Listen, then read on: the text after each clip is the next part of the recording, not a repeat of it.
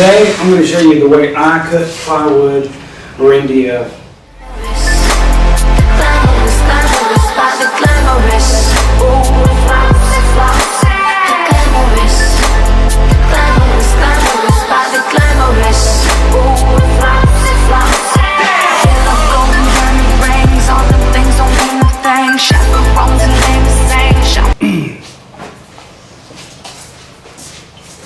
Alright, we're going to make a box today, but first I'm going to show you how I make straight cuts. This is very helpful. There's lots of ways people do it. This was showed to me by another carpenter. You know, especially when you have a big sheet like this, you want to, even if you're going to use a table saw, you still want to make your straight cuts on the big sheet to cut it down and put it on your table saw because it's just hard to handle. And you don't have to use a table saw if you're going to use a method like I'm going to show you. So what we're going to do first is show you a way that typically most people do. What they'll do is have a piece of aluminum or something like that, and some C-clamps, and they'll clamp it down and then run their skill saw edge against the edge of the aluminum to get a perfect straight cut, but you have to do a lot of measuring and make sure you're right and keep adjusting and stuff like that. I'm going to show you how to do it a lot faster than that. So what I do, usually most people will measure their cut, figure out what they want to cut and draw a line, say 40 inches like that, right? Then you have to end up remembering your blade to the edge of the fence of the saw. So then you got to take away from there. And so you have to measure twice just about, and you got to set your angle up there on your mark on both sides because you got to mark both sides of your board, and you got to set this, clamp it down, and spend a little time doing that. Where you will make a perfect cut, but you got to get it just right. It takes a little bit more time than the way I'm fixing to show you. So what I usually do is, first of all, let's say it's 40 inches. We're going to make a cut on this board 40 inches across. And to do that, we'll measure out and mark 40 inches on this side. And then we'll go over here, do the same, and mark 40 inches on this side. Okay? And typically we have to measure off the fence and then come back here 5.25 or so, 5 inches. So we have to measure off this line 5 inches back and then clamp this piece down so that way you make the perfect cut on 40 inches, but your fence will be back here. So what I've done is made a cut board here, alright?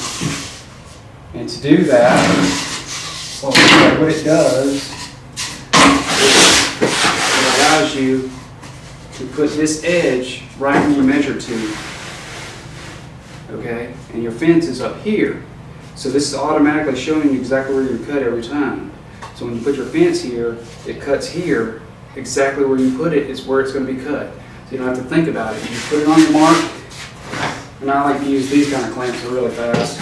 And clamp it down on both sides. Like so. You just line it up to your mark.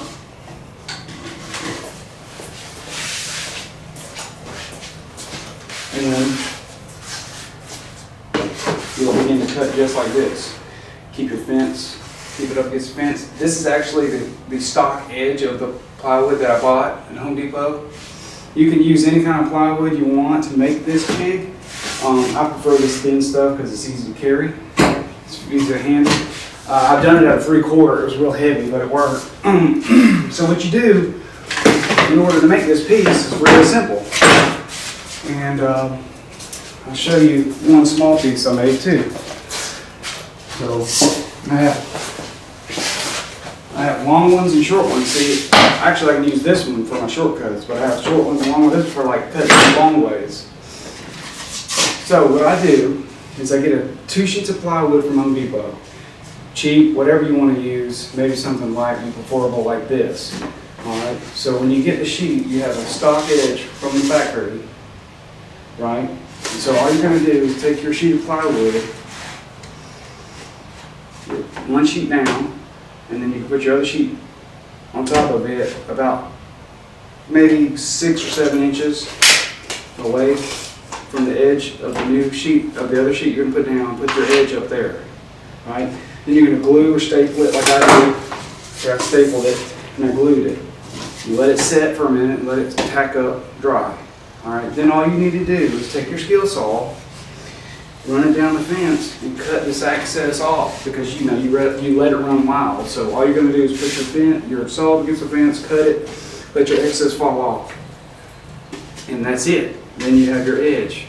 Then you don't have to think about it anymore. So every time you make a cut, all you have to do is slap this down, go up against the edge, it's going to cut right there. You're going to know exactly where you're at every time. And then of course, you want to cut, when you get through cutting your edge here, you want to just cut this edge off. I give myself a little bit of width because you don't want it to flex. So probably, this one's probably a good example. 10 inches is probably a good width to keep it from flexing on your board. So we're just match this side with this side. Anyway, that's how I do it. But we're going to begin today on cutting this box for the 18-inch sundown woofer we bought, and I've got some specs I got online, but we're going to have so much power going to the sub, we're actually going to have to brace it and increase the stiffness of the box, because the box is for like a standard 18-inch woofer. It's not meant for as much power as I'm going to put on it, so we're going to have to actually increase the stiffness of the box by putting more bracing in and whatnot. So we'll take that out.